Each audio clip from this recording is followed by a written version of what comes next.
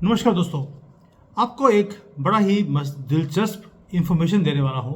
किसी ने शेयर किया मेरे साथ। अब आप जो सनातनी हैं, जब आप अपनी आवाज़ उठाते हैं, अपनी चीज़ों को शेयर करते हैं, उसको कवर भी मैं करने की कोशिश करता हूँ कि इस्लाम सबसे पहले तो शुरू कहाँ हुआ था। वो हुआ था हीरा केव में, जहाँ पर उसने मोहम्मद ने वहाँ से नंगे होकर नीचे आके बोला मुझे अल्लाह मिल गया। ये हीरा केव यानी कि हीरा की गुफाओं में शुरू हुआ और एंड होता है हीरा मंडी में जाकर। ये है इस्लाम की असलियत। अब इसमें शुरू करते हैं कि भाई आपने एक बात सुनी होगी, वो है कि ये हिजाब निकाब ये सब कुछ डालना पड़ता है मुसलमान लेडीज़ को। इसके पीछे सच्चाई क्या है, ये शुरू क्यों हुआ, और मुसलमान जो विमेन है in the name of religion, इन्हें इतना पीड़ित क्यों किया जाता है। बड़ा ही कम्प्लेक्स और सेंसिटिव टॉपिक है, लेकिन इसकी कई चीज़ें जो मैंने इनकी किताब में ढूंढकर मैं शुरू करूंगा कि ये जो गंदगी है हिजाब की, निकाब की, बुरके की, ये शुरू कैसे हुई, आपको पता भी होना चाहिए। और ये डिबेट सेंचुरी से, मतलब कि 1000 साल से चलती आ रही है और ये कंट्रोवर्शियल टॉपिक भी है, लेकिन डालूंगा पूरी इनकी गंदी किताब में से निकाल कर। अब इसके ओरिजिन्स शुरू कैसे हुए। चक्कर ये था कि जो ये डालते हैं अपना हिजाब, या बोल दीजिए नो ये निकाब, ये काले बोरे डालते हैं, इसका एक हिस्टोरिकल ओरिजिन भी है। ये एक रिलीजियस गारमेंट है, लेकिन ये शुरू हुआ 7th सेंचुरी में। जो प्रॉफिट मोहम्मद की बहुत ज़्यादा बीवियाँ थी, उसमें एक बीवी थी जिसको ये बड़ा ही अपनी मेन लेडी मानते हैं। उसके कहने के ऊपर ये काम किया गया। वो क्यों? क्योंकि ये रहते थे अरब कंट्रीज़ में, जहाँ पर आपको मालूम है कि इनके पास सिर्फ गधे होते थे और बकरी होती थी, घर होते नहीं थे। इनको टॉयलेट जाने के लिए भी कहाँ जाना पड़ता था, ओपन में जाकर अपनी सफाई करनी पड़ती थी। तो जब ये बाहर ओपन में जाते थे तो वहाँ पर प्राइवेसी के कंसर्न्स शुरू हो गए, पर्टिकुलरली फॉर विमेन। मर्द वहाँ पे जाकर ओपन में जाकर हकते थे, कोई फ़र्क नहीं पड़ता, लेकिन लेडीज़ जाती थी, लोगों की नज़र पड़ती थी। तो उसके बाद जो इनका हदीत है उसके अंदर लिखा गया कि जो इनकी उमर थी, जो उसकी एक बीवी, वैसे तो जो भी था मैं उसके ऊपर बताना नहीं चाहता हूँ कि वो कौन थी क्या थी, इसकी ही अपनी कोई बात, उसकी मैं इसके ऊपर डिटेल में वीडियो बनाया हुआ है, मैं इसके ऊपर दोबारा टच नहीं करना चाहता हूँ। वो प्रॉफिट मोहम्मद की, मैं ही बोल देता हूँ, कंपेनियन थी। तो वो कंपेनियन होने के नाते वो बड़ी ही डिस्कम्फर्ट फील करती थी कि जो प्रॉफिट की जो बीवियाँ हैं वो बाहर जाकर अपनी सफाई करने जाती हैं। और उसने बार बार इंसिस्ट किया प्रॉफिट को कि भाई आपकी बीवियाँ बाहर जाती हैं, मुझे अच्छा नहीं लगता, वहाँ पर जाकर लोग उन्हें देखते हैं, आपको इसको कवर करना चाहिए। सो प्रॉफिट मोहम्मद था, उसने दुखी आकर, क्योंकि बार बार उसे प्रेशर दिया जाता था, उसने इसे एक्सटेंड कर दिया कि मेरी बीवियाँ हमेशा ही ढक कर रहेंगी। और आहिस्ता आहिस्ता बाद में ये सारी मुस्लिम वीमेंस के ऊपर थोप दिया गया। अब जो कुरान की वर्स है 24:31, ये विमेन को क्लियरली बोलती है कि जब आप वहाँ पर बाहर जाकर हगने जाते हैं तो आपको पूरे बुरके से अपना निचला उपला पार्ट जो है वो ढक कर बैठना है, ताकि किसी की नज़रें आपके ऊपर ना जाए। ये है इनकी असलियत कि क्यों शुरू हुआ। ये शायद विमेन जो हैं इस्लाम की, यानी कि मुस्लिम लेडीज, उनको भी पता नहीं है कि शुरू कैसे हुआ था।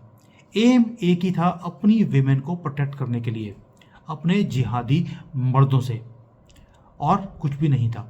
अब इसके बाद एक क्रिटिकल क्वेश्चन आता है कि जी अगर आपने ये काम शुरू किया तो विमेन के लिए शुरू कर दिया, मर्दों को क्यों नहीं बोला। इसलिए मुझे लगता है जो लेडीज़ की ड्रेस डाली गई थी, ताकि जब वो बैठेंगे तो कुर्ता बड़ा होगा तो दिखेगा नहीं कुछ भी। मुझे लगता है ऐसा इनकी किताब में नहीं लिखा, लेकिन कहीं ना कहीं इनको थोड़ा सा मजाक भी उनका उड़ा देना चाहिए, क्योंकि लेडीज़ की ड्रेस पर इनके मर्द भी डाल के फिरते रहते हैं। अब आते हैं हिजाब। हिजाब शुरू हुआ था किस चीज़ के लिए, लेकिन बाद में सिंबल बन गया कंट्रोल का। जो मुस्लिम विमेन है, अगर आप उनसे आज पूछेंगे तो बोलेंगे कि वो आर्ग्यू करती हैं आपके साथ कि जो हिजाब है वो तो उनका पर्सनल चॉइस है, लेकिन जो शुरू हुआ था वो हुआ था पर्सनल चॉइस से नहीं हुआ था, वो हुआ था सोशल कंट्रोल के लिए। मोहम्मद जो है उसकी एक जेलसी थी अपनी वाइफ्स के ऊपर। क्यों? जब भी वो नई शादी करता था तो इसके घर में जश्न होते थे, जो मर्द आते थे वो आकर इसकी जो बाकी की 15-20 बीवियां थी, उनसे आकर खुल मिलकर बातें करते थे। वो पूछते थे कि तुम्हारी कैसी रही मोहम्मद के साथ। तो उसे गुस्सा आता था, he was a very jealous person. और उसके बाद वो रेस्टलेस हो गया जब उसके गेस्ट आते थे और आकर वहाँ के रात में रुकते भी थे। और एक पर्टिकुलर इसकी मैरिज हुई थी ज़ैनब के साथ। तब तो बहुत ज़्यादा लोग आए थे क्योंकि उसकी पॉपुलैरिटी बन चुकी थी उस वक्त। और उसने एक आयत निकाल दी कि मैं ये अपनी डिस्कम्फर्ट को बचाने के लिए कि भाई all Muslim women should fully cover themselves. उससे पहले तो सिर्फ ये था जब वो हगने जाएंगे बाहर, वो भी मेरी बीवियां जाएंगी तभी जाएंगे। अब उसने सबको, सारी वीमेन को कवर कर दिया, यानी कि ये सोशल कंट्रोल के लिए था। दूसरा, अब ये जो कवरिंग है, ये प्रोटेक्शन ऑफ वीमेन का इसमें कोई मतलब ही नहीं है। उसमें सिर्फ मोहम्मद ने अपनी बीवियों को प्रोटेक्ट करने के लिए ये काम किया था ताकि उसको वो कंट्रोल में रख सके, किसी और की नज़र इसकी अपनी बीवियों को, वैसे तो रखेल बोलना चाहिए, इनके ऊपर ना पड़े। और हदीस निकाल दिए। वेरियस इंटरप्रिटेशंस इस्लामिक टेक्स्ट के अंदर इसके ऊपर है कि भाई हिजाब कब शुरू हुआ, और बाद में पता लगा ये तो सिर्फ एक पावरफुल टूल था वीमेन की विजिबिलिटी को रोकना और उनकी जो मूवमेंट है सोसाइटी के अंदर उसे कंट्रोल करना। और पीछे सच्चाई क्या थी, वो सिर्फ इसकी अपनी, पता नहीं वो उमरा जो भी थी वो, प्लस प्रॉफिट का खुद का जेलसपन, जिसके कारण एक पूरी कम्युनिटी को, जिसको बोलते हैं विमेन कम्युनिटी को, इन्होंने ढक के रख दिया। अगर हिजाब इनके प्रोटेक्शन के लिए है विमेन का, तो जो हिजाब डालती हैं और ये जब उम्रा करने जाते हैं हज में, वहाँ पर भी इनकी लेडीज़ के ऊपर हाथ डाला जाता है भी अगर उनकी प्रोटेक्शन के लिए है। वहाँ तो कोई हिंदू या क्रिश्चियन, कोई नॉन मुस्लिम अलाउड ही नहीं है, फिर भी वहाँ पर इनकी लेडीज़ सेफ क्यों नहीं फील करती। और जो वहाँ पर लेडीज़ जाती हैं उनमें से मेजॉरिटी मुस्लिम अपने आप को बनना पसंद नहीं करती हैं, वो इस्लाम को छोड़ती हैं कि इस्लाम में इतनी गंदगी है, उम्रा करने जा रहे हो वहाँ पर भी तुम लड़कियों को छोड़ते नहीं हो। तो यानी कि ये जो बुर्का है, हिजाब है, ये विमेन प्रोटेक्शन के लिए नहीं था। और अगर ये विमेन प्रोटेक्शन के लिए ही था, जब ये नॉन मुस्लिम लेडीज़ को उठा के ले जाते हैं, जब भी ये युद्ध करते हैं, मोहम्मद खुद उन्हें रखेल बना के रखता था। उनके साथ मोहम्मद की पूरी फौज उनके ऊपर चढ़ाई करती थी, उन विमेन के ऊपर। दे वर रेप्ड और उन्हें बेच दिया जाता था, और जब तक वो मर नहीं जाती उसे खेती की तरह यूज़ किया जाता था।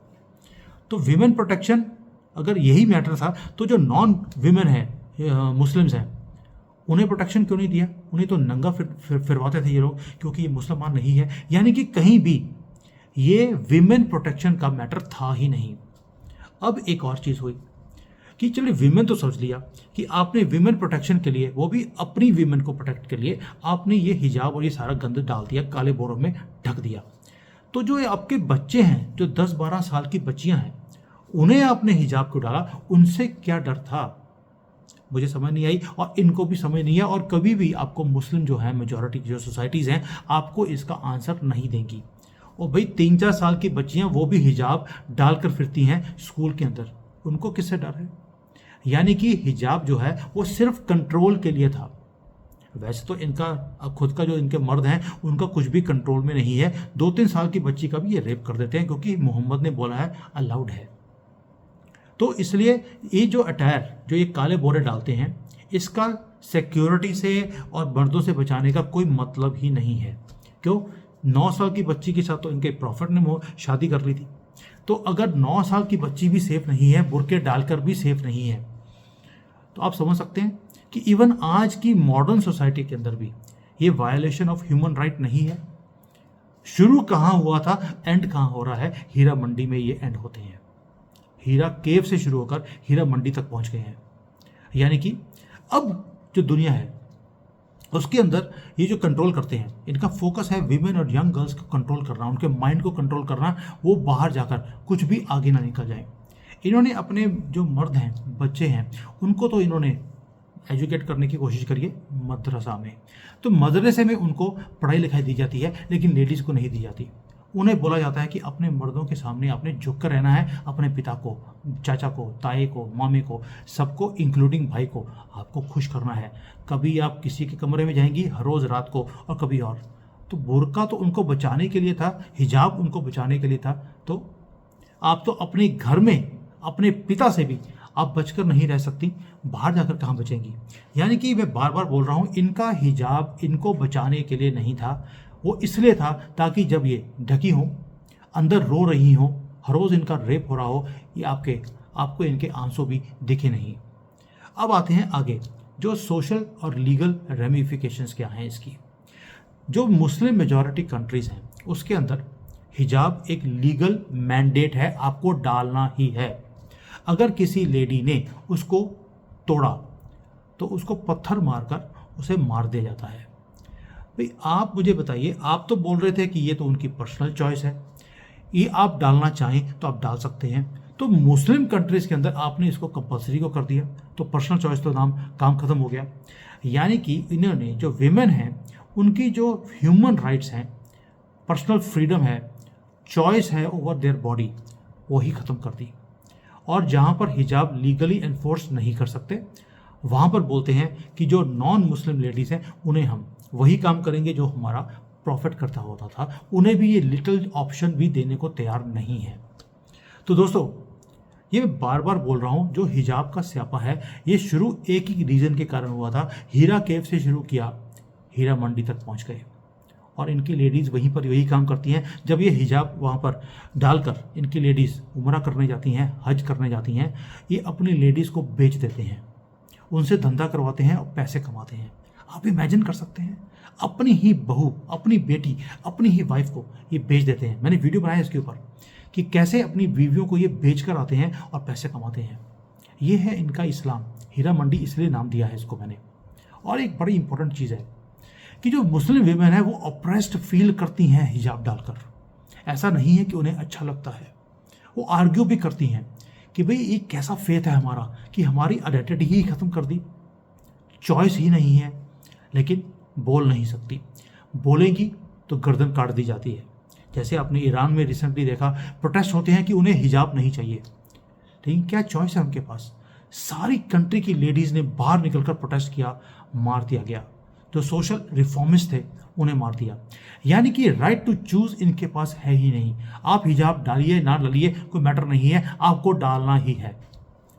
और ये एक रिलीजन के साथ जोड़ दिया, क्योंकि मोहम्मद ने बोला था। मोहम्मद ने क्यों बोला था? जेलसी के लिए और अपनी रखेल के लिए। उसने बोला था कि भैया ये काम कीजिए। उसके ही फैमिली मेम्बर थी, वो दिल आ गया था उसका उसके ऊपर, कज़न थी उसकी, और उसके कहने पर यह काम किया गया। अब आते हैं कंपैरिजन हिजाब विद अदर जो रिलीजियस सिंबल्स हैं उसके साथ। जो हिजाब की सपोर्ट करते हैं वो आर्ग्यू करते हैं कि जो दूसरे रिलीजन कम्युनिटीज़ हैं उनके भी तो सिंबल होते हैं।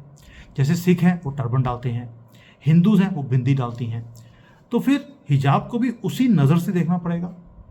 लेकिन ये कंपैरिजन गलत है। जो सिख टर्बन है वो एक सिंबल ऑफ इक्वालिटी है, ऑनर है, स्पिरिचुअलिटी क्या एक रीज़न है। सिख जो मर्द होते हैं वो भी टर्बन डालते हैं, विमेन भी डालती हैं। इक्वालिटी है कि अगर आपने विमेन को बुर्का डलवाया है तो मर्दों को भी डलवा देते। भी लेडीज सूट तो डलवा ही दिया था, बुर्का भी डलवा देते। यानी कि सिखों के अंदर और जो लेडीज़ और मैन है दोनों इक्वल हैं, और ये आर्टिकल ऑफ फेथ है, दोनों को इक्वल की तरह देखा जाता है। अगर लेडीज़ हैं हिंदू की, अगर वो मौली डालती हैं तो मर्द भी डालते हैं। बिंदी जो है वो एक डिफरेंट मैटर है, मंगलसूत्र है। ये ऐसी ट्रेडिशनल हिंदू सिंबल्स हैं जो ऑप्शनल हैं, वो डिक्टेट नहीं की जाती कि आपको हर रोज़ डालनी ही है, जबकि हिजाब वो आपको डालना पड़ेगा। और ये सिंबल्स जो हैं इनके, जो हिंदुओं के हैं, ये पूरे के पूरे सोसाइटी के अंदर, पूरी कल्चर के अंदर, पूरे डीपली अंदर तक नहीं घुसे हुए। आपकी मर्जी है, आपको मंगलसूत्र डालना है, सिंदूर डालना है या नहीं डालना, बिंदी लगानी है या नहीं लगानी। और आपको आधी से ज़्यादा कंट्री आपको बिना मंगलसूत्र के ही दिखाई देती है। लेकिन ये क्या इनके पास चॉइस है? नहीं है। हाँ है, तो जो फटी हुई शेरवानी है प्रिंट वाली, उसके पास चॉइस है कि वो नहीं डालती, और लोगों को बोलती है, लेक्चर देती है कि आपको हिजाब डालना चाहिए। खुद नहीं डालती है, क्योंकि हर रोज़ हलाला होता है। हलाला वालों को शर्म नहीं होती है कि अगर मैं नहीं डालूंगी तो मौलवी कोई ना कोई फतवा निकाल देगा कि इसका हलाला किया जाए। वो बोलती है कि वो हलाला का मुझे ऑप्शन दे भी देगा तो मेरा तो हर रोज़ होता ही है, मुझे फ़र्क नहीं पड़ता। इसलिए जो नारायण मूर्ति जी हैं, एक नॉट नारायण मूर्ति वो वाले नहीं, इन्फोसिस वाले, एक और है मूर्ति, उन्होंने जवाब भी दिया था इसको कि तुम्हें हर चीज़ से प्रॉब्लम है। आजकल प्रोस्टिट्यूट्स भी हमें बताती हैं नैतिकता क्या होती है। ये उन्होंने फटी हुई शेरवानी के लिए बोला था, अरफा शेरवानी। तो इसलिए ये हिजाब की कंट्रोवर्सी है, ये जो मैं आपके साथ डिस्कस किया है, ये इंपॉर्टेंट इशू है कि इसकी शुरुआत कैसे हुई। और कई लोगों ने बोला कि सर हम इनके अगेंस्ट बोलते क्यों हैं, उनकी अपनी चॉइस है। लेकिन आपको ये भी पता होना चाहिए जो ये प्रोपागेंडा करते हैं दूसरे रिलीजन्स के लिए कि देखिए आप हमें रोकते हैं, हमारे तो शुरू से था। और भाई तुम्हारी विमेन हगने जाती थी उसको छुपाने के लिए, क्योंकि वहाँ पर वो जाती थी वहाँ पे सुसु करने के लिए, और आपके मर्द वहाँ पर भी शुरू हो जाते थे इनको देखकर, क्योंकि जिहादी ही पैदा करे 1400 सालों से। और दोस्तों ये मैटर बड़ा इंपॉर्टेंट है, इसे ये मत सोचना कि ये सिर्फ इनके ऊपर तंज कस रहा हूँ, लेकिन ये असलियत जाननी भी बहुत ज़रूरी होती है, क्योंकि जब ये डिबेट करते हैं आपके साथ, आपके पास ये पॉइंट होने चाहिए ताकि आप इनका मुंह तोड़ जवाब दीजिए। अब मैं आपको एक खुशी की बात बताता हूँ। कल मैं हरिद्वार में था और जब वापस आया तो सहारनपुर में के बीच में से निकल के आना पड़ा। वहाँ पर एक कॉकरोच आम बेच रहा था, उसकी साथ में जिहादन साथ में बैठी हुई थी। मैंने वहाँ जाकर रेट पूछा, रेट उठ ले लिया, तो वो बड़े ही प्यार से मुझे रेट दिया, सर बड़े ही अच्छे आम हैं, ये है वो है, अल्लाह कसम मैं आपको सबसे सस्ते दे रहा हूँ। मैंने उसके पास 20-25 किलो तलवा लिए। तुलवाने के बाद मैंने बोला अरे है तुम तो कॉकरोच हो, मैं तो तुम्हारे से सामान नहीं खरीदूंगा, और तुम्हारी ये कॉकरोच नहीं ये साथ में बैठी है। मैं वहाँ से निकल गया, ऐसा दर्द देकर आया हूँ वो सारी उम्र इस कॉकरोच वर्ड को भूल नहीं सकता, मुंह पर बोल कर आया हूँ उसके। जो मेरा ड्राइवर था मुझे कहता सर ये हिम्मत मैंने किसी और में नहीं देखी है। और मैंने उसको बोला जिस दिन तुम सब मिलकर ये हिम्मत दिखानी शुरू हो जाओगे, ये जिहादी यहाँ से, ये कॉकरोच यहाँ से अपने आप निकल जाएंगे। ये काले बुरके जो डाले हुए हैं, ये काले बोरे डाले हुए हैं, इसको डालकर मर्द भी यहाँ से भागते हुए आपको दिखाई देंगे। ये काम आपको करना पड़ेगा। ये रिलीजन का काम नहीं है, ये पावर का काम है, कंट्रोल का काम है, ह्यूमन राइट्स को छुपाने का काम है, अपनी कंट्री को बचाने का काम है। और ये हिस्टोरिकल कॉन्टेक्स्ट आपको पता होने चाहिए कि ये जो शुरू हुआ था सारा स्यापा, it was started from jealousy, social norms, control over women, और उन्हें एक जिसको बोलते हैं surrender in front of man, that's all. It was a forceful social pressure, nothing else. इसके पीछे कुछ भी रिलीजियस नहीं है। ये सिर्फ एक ही काम करना आपको। सॉल्यूशन क्या है? बैनिंग ऑफ हिजाब। आपने जैसे एजुकेशन सिस्टम में इसको बैन किया है, आपको पूरे कंट्री में इसे बैन करना पड़ेगा। भाई फ्रांस इसको कर चुका है, यूरोपियन कंट्रीज इसे बैन कर चुकी हैं, वहाँ पर आप डाल नहीं सकते। चाइना में बैंड है, इजराइल में बैंड है, आप क्यों नहीं करते हो? क्या हिंदू लेडीज़ को राइट्स हैं कि वो मुस्लिम कंट्रीज़ के अंदर वैसे फ्रीडम के साथ रहें जैसे वो रहना चाहती हैं? नहीं, वहाँ पर उन्हें ये बुर्के डालने पड़ते हैं। अगर हमारे यहाँ पर एयरपोर्ट के ऊपर भी ट्रांजिट भी है तो भी फ्लाइट में वो बुर्का दे देते हैं कि आप इसके बिना नीचे नहीं उतर सकते। तो आपने इनको राइट्स क्यों दिए हुए हैं? मतलब नहीं बनता। इनको वही करना चाहिए जो राइट्स हमारी वीमेन को इनके कंट्रीज़ में है, और इनके ऊपर तंज कसने का काम ये सुमित जैन छोड़ने वाला नहीं है। एक एक चीज़ इनकी आपके सामने रखने वाला हूँ। Thank you. जय हिंद, वंदे मातरम।